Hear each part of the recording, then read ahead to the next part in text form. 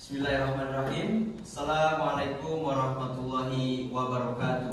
Waalaikumsalam warahmatullahi wabarakatuh. Baik, sebelum kita mulai, minta tolong kepada teman-teman semua untuk merapikan tempat duduknya dan juga menjaga kebersihan. Apabila ada sampah, tolong bisa diambil dan dibuang ke tempat sampah. Ketika sudah merasa nyaman, silahkan duduk kembali. Baik. Kalau sudah, mari kita awali pembelajaran pada hari ini dengan berdoa bersama-sama. Berdoa dimulai. A'udzu billahi minasyaitonir rajim. Bismillahirrahmanirrahim. Raditu billahi rabba wa bil islami dina wa bi Muhammadin nabiyya wa rasula. Rabbi zidni ilma warzuqni fahman. Amin. Oke. Baik, teman-teman semua, pada kesempatan hari ini kita akan belajar. Namun sebelumnya saya jelaskan garis-garis besarnya apa yang kita pelajari untuk pertemuan hari ini. Kita akan belajar terkait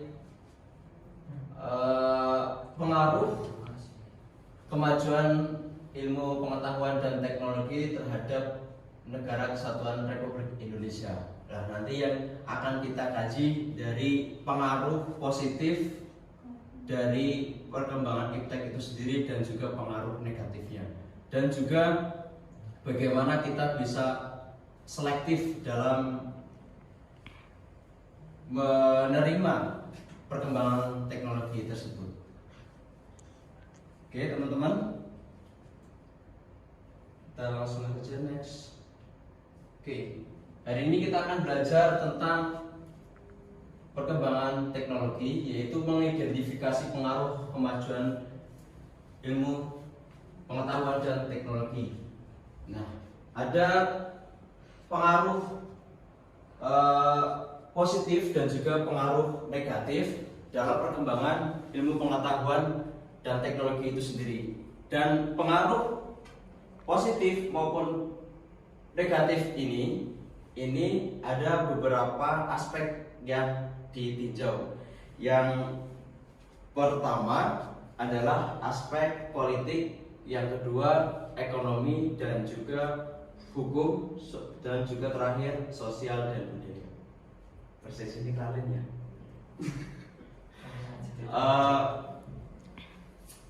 Aku dulu lagi, yaitu aspek politik, ya, bahwa tidak dapat dipungkiri bahwa kemajuan ilmu teknologi telah berhasil menanamkan nilai-nilai dalam kehidupan politik bangsa Indonesia yang selama ini dianggap tabu. Tabu ini kalau orang Jawa atau orang Sunda itu hal yang pantangan. Jadi bahwa dulu itu teknologi itu menjadi suatu pantangan karena hal ini bisa menyebabkan dampak-dampak negatif. Namun ternyata banyak juga dampak positifnya terhadap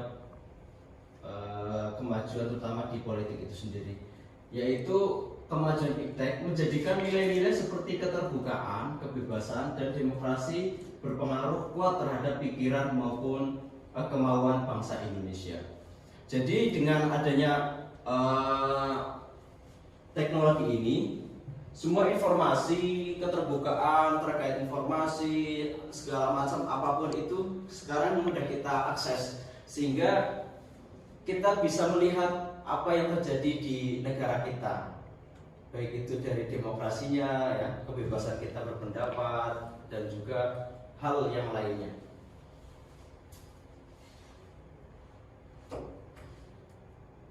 Kemudian aspek ekonomi. Nah, dengan adanya perkembangan teknologi ini di bidang ekonomi, yaitu dampak positifnya adalah semakin meningkatnya investasi asing atau penanaman modal asing di negara kita, tentunya Indonesia. Kemudian makin terbukanya pasar internasional bagi hasil produksi dalam negeri. Kemudian mendorong para pengusaha untuk meningkatkan efisiensi dan menghilangkan biaya tinggi.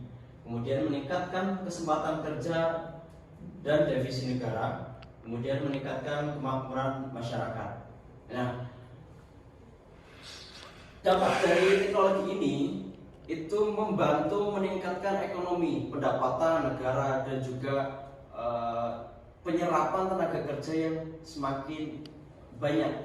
Kita bisa saat ini ya kita jumpai bahwa banyak sekarang anak-anak muda itu berlari kepada usaha-usaha ya yang bergerak di bidang media dan juga penjualan-penjualan melalui online seperti Shopee ya, seperti orang wajib pakainya Gojek, ada Grab dan sebagainya. Itu adalah dampak positif dari perkembangan ilmu pengetahuan dan teknologi tersebut. Kemudian aspek sosial budaya. Kemajuan teknologi dan informasi yang ditandai dengan munculnya internet dan makin canggihnya alat-alat komunikasi secara langsung telah mempermudah kita untuk memperoleh informasi dari belahan bumi lainnya, sehingga kita secara tidak langsung telah melakukan proses transformasi ilmu sangat bermanfaat bagi kita. Nah, dengan adanya ilmu pengetahuan dan teknologi ini yang semakin canggih, kita bisa melihat budaya-budaya orang-orang yang mungkin selama ini kita tidak bisa jumpa. Kita bisa berinteraksi dengan negara-negara luar tanpa kita harus mengunjungi negara tersebut. Kita cukup melalui sekarang itu ada Zoom, ada Google Meet, kita bisa berinteraksi dengan saudara-saudara kita di luar Jawa, luar kota, dan juga bahkan negara. Bahkan kita bisa melihat dengan adanya teknologi ini seperti kita melihat di YouTube bagaimana sih keseharian orang-orang Amerika, orang-orang Timur ya. Jadi kita bisa melihat budaya-budaya yang ada di sana. Begitu ragamnya, begitu banyaknya budaya-budaya yang bisa kita pelajari melalui teknologi tersebut. Nah, selain ada dampak positif terhadap ilmu pengetahuan dan juga teknologi, teman-teman semua, ini ternyata banyak juga dampak negatif yang seringkali kita jumpai dari pengaruh perkembangnya teknologi yang semakin masif ini. Kita bisa lihat ya bahwa kita sering melihat perpolitikan ya, bahwa seringkali kebebasan demokrasi saat ini sering disalahartikan, bahwa masyarakat sering menganggap bahwa ketika kita mengkritik, ketika kita menghina salah satu seorang, bahkan mungkin instansi pemerintah dan juga masyarakat yang lainnya, itu merupakan dari hak berekspresi, kebebasan. Padahal juga kita tahu bahwa demokrasi kita itu adalah demokrasi yang juga harus disertai dengan nilai-nilai Pancasila itu sendiri. Harus ada etika-etika yang baik ketika kita ingin mengkritik, ketika kita memberi masukan kepada teman kita, kepada pemerintah maupun kepada orang lain. Nilai-nilai yang dibawa IPTEK seperti keterbukaan, kebebasan, dan demokrasi tidak menutup kemungkinan akan disalahartikan seperti tadi yang sudah dijelaskan. Akibatnya, hal tersebut terjadi akan menimbulkan terganggunya stabilitas politik nasional seiring dengan terjadinya tindakan anarki sebagai reaksi terhadap sikap pemerintah yang menurut mereka tidak terbuka, tidak memberikan kebebasan, dan tidak demokratis kepada rakyatnya. Kerap kali adanya teknologi ini kita sering simpang siur ketika mendapatkan informasi. Kita sering diadu domba, ya kan? Kita mungkin teman-teman sering melihat di Instagram maupun di YouTube sekarang itu kayak sosial media itu dijadikan ajang sebagai iya betul, hujat-hujatan sangat masif sekali, bahkan itu bisa merendahkan atau membunuh karakter seseorang. Itu yang harus kita jauhi. Next, kemudian ada aspek ekonomi. Indonesia akan dibanjiri oleh barang-barang dari luar seiring dengan adanya perdagangan bebas yang tidak mengenal adanya batas-batas negara. Hal ini mengakibatkan makin terdesaknya barang-barang lokal, terutama yang tradisional karena kalah bersaing dengan barang-barang dari luar negeri. Kemudian cepat atau lambat perekonomian negara kita akan dikuasai oleh pihak asing seiring dengan makin mudahnya orang asing menanamkan modal di Indonesia yang pada akhirnya mereka dapat mendikte atau menekan pemerintah atau bangsa kita. Dengan demikian bangsa kita akan dijajah secara ekonomi oleh negara investor. Kemudian akan timbulnya kesenjangan sosial yang tajam sebagai akibat dari adanya persaingan bebas. Nah, dengan adanya teknologi ini, pasar bebas semakin luas ya. Pesaing-pesaing investasi-investasi dari luar dengan mudahnya menanamkan modal di Indonesia. Sedangkan kita tahu Indonesia belum siap untuk menerima perubahan tersebut. Banyak sekali Indonesia yang secara infrastruktur fasilitas masih kekurangan, apalagi dengan adanya teknologi ini kita akan menjadi orang yang di negara kita sebagai akibat dari dampak perkembangan teknologi tersebut. Jadi itulah kita kalau tidak mampu untuk mengimbanginya, tidak mau untuk belajar, tidak mau bersaing di bidang teknologi, kita akan menjadi orang yang menjadi akibat dari eksploitasi orang-orang asing yang menguasai teknologi tersebut. Kita akan menjadi pekerja di negara kita sendiri karena kita tidak mampu untuk bersaing kepada mereka, bersama mereka di bidang teknologi, ya kan? Fasilitas semacam internet saja masih kita jumpai seringkali belum merata di negara kita ya. Masih banyak kawasan-kawasan daerah-daerah yang sangat minim sekali jejaring internet, apalagi bisa mendapatkan fasilitas itu. Kemudian ada aspek hukum. Dampak negatif yang timbul dari kemajuan iptek dalam aspek ini antara lain akan menimbulkan tindakan anarkis dari masyarakat yang dapat mengganggu stabilitas nasional, ketahanan nasional, bahkan persatuan dan kesatuan bangsa. Akan timbulnya kesenjangan sosial yang tajam sebagai akibat dari adanya persaingan bebas. Jadi pada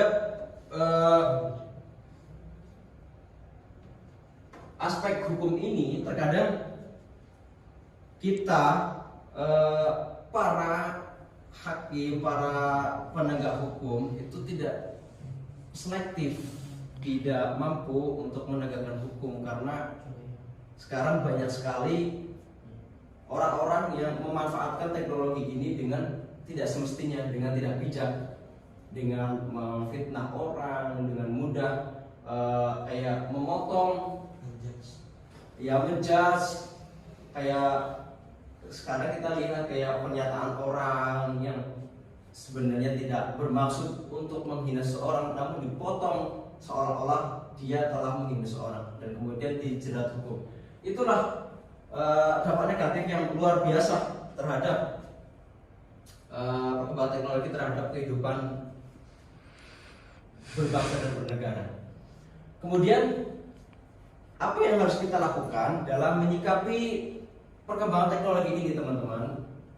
Yaitu kita harus membangun sikap selektif dalam menghadapi berbagai pengaruh kemajuan iptek tersebut. Di antaranya di aspek politik, yaitu mengembangkan demokratisasi dalam segala bidang, Kemudian mengadakan reformasi lembaga-lembaga politik agar menjalankan fungsi dan perannya secara baik dan benar.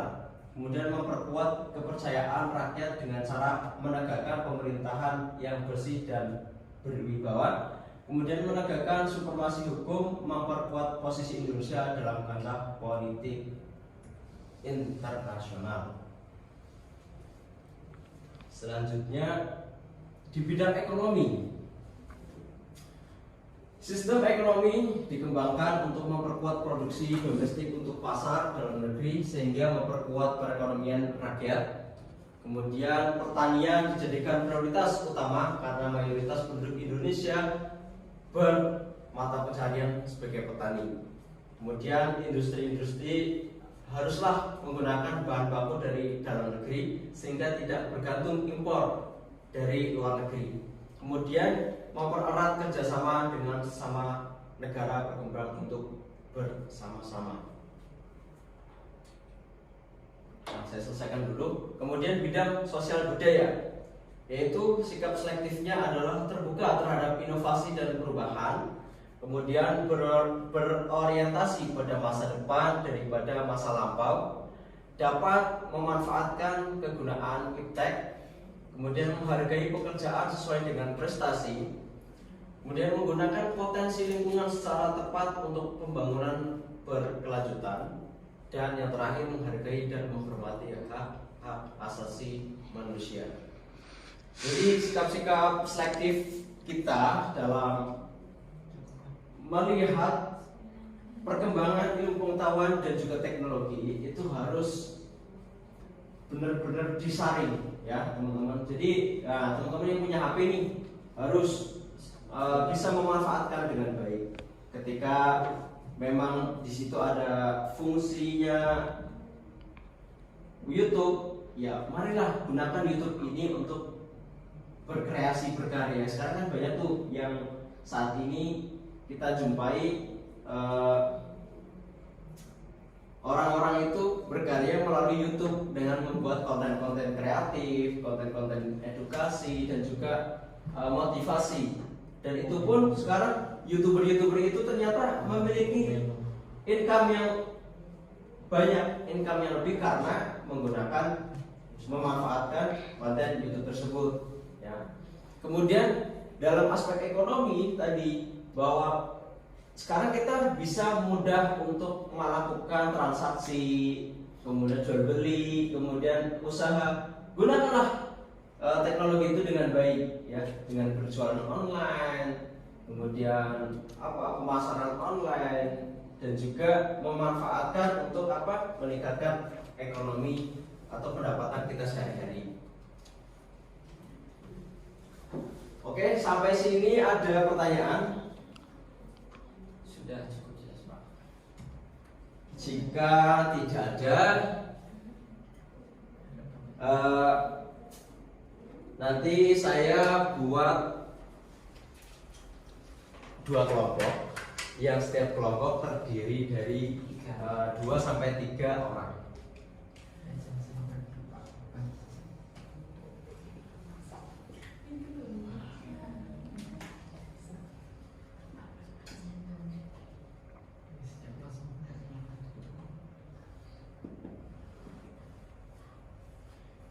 Yaitu tugasnya adalah sebentar, kita menentukan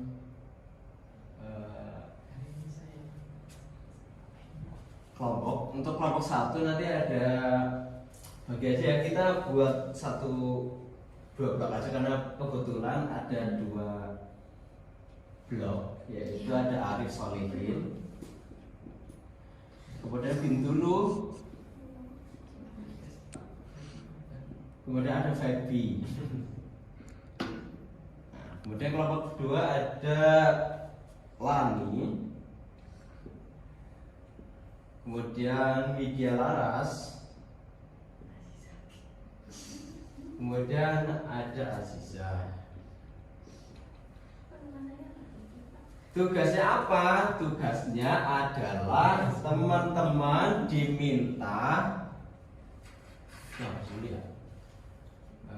udah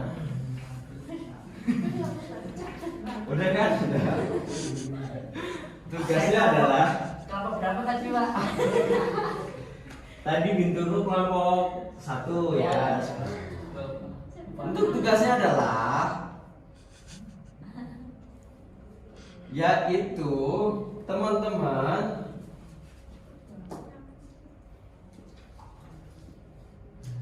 mencari contoh dampak dari iptek dalam kehidupan sehari-hari. Nah, untuk kelompok yang 1 ya, Mas Bintulu dan juga kawan-kawannya, yaitu nanti mencari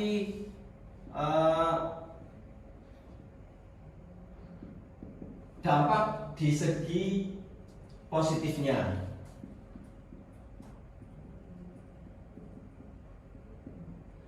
Kemudian kelompok 2 negatifnya.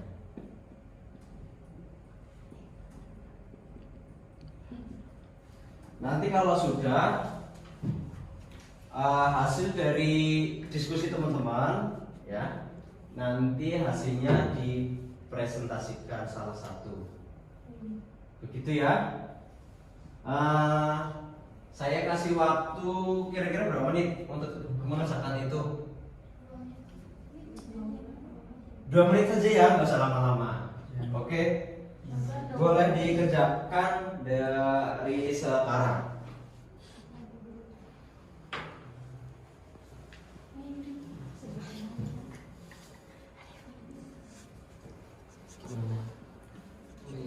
diskusi.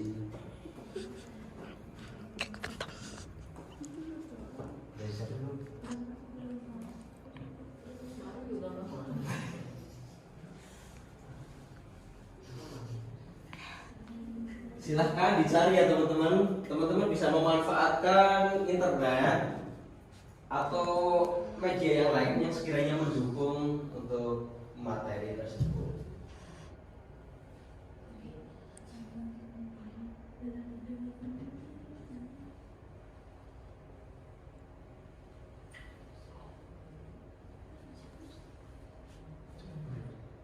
Bisa dicari atau teman-teman kan pasti merasakan lah, bisa merasakan sendiri dampak negatifnya, seperti dengan adanya teknologi seperti HP, saya jadi malas-malesan. Itu negatif kok. Ya negatif, jadi malas-malesan, jadi pengennya nonton terus, ya kan, drakor, terus rebahan terus, ya kan, scrolling story, WA, Instagram. Kemudian positifnya seperti teman-teman mungkin lebih rajin, lebih banyak mendalami materi pembelajaran dan sebagainya.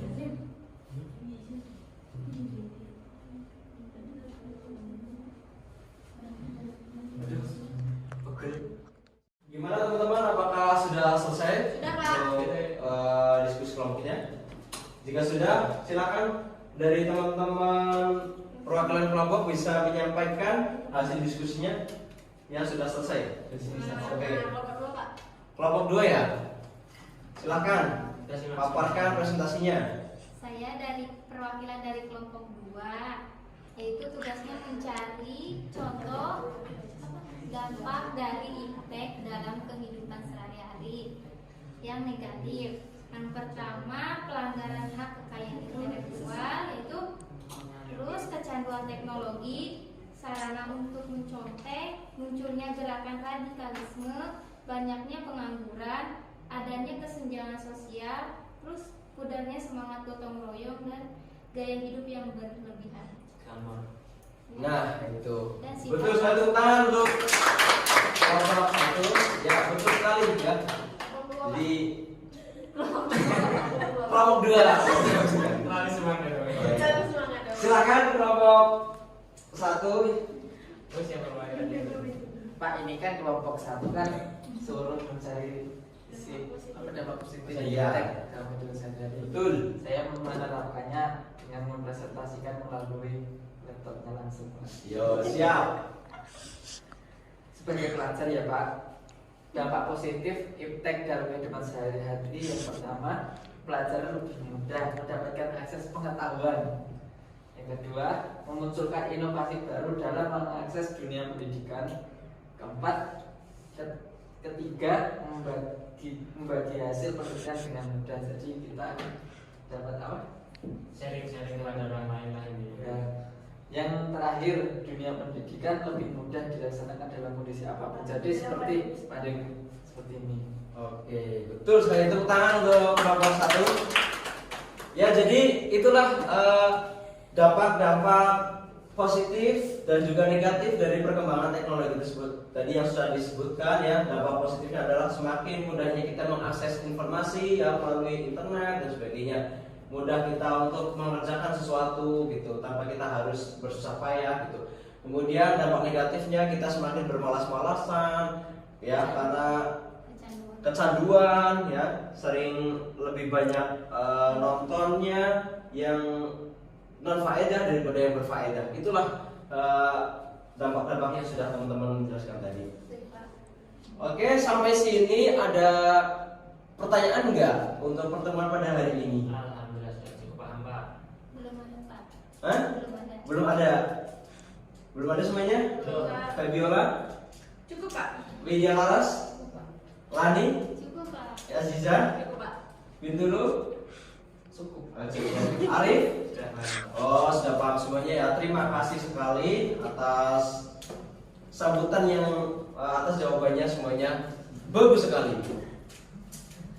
Oh